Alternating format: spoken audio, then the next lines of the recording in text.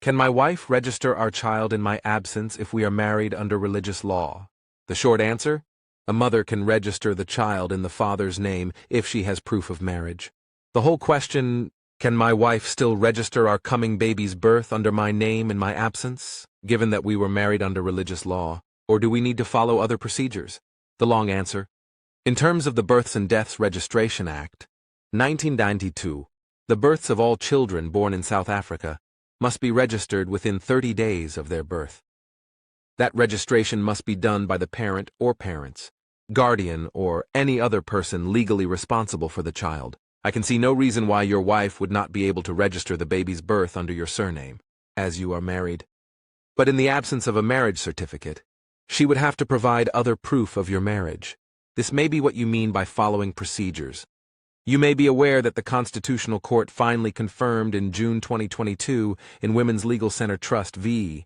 President and others that the non-recognition of religious or Muslim marriages under Sharia law was unconstitutional. This was because it denied Muslim women and children their constitutional rights to dignity, equality, and the best interests of children. Women in civil or customary marriages enjoyed rights of access to courts in terms of the Marriage Act of 1961 and the Divorce Act of 1979, according to which Muslim women were denied because these acts did not recognize marriages under Sharia law as valid civil marriages.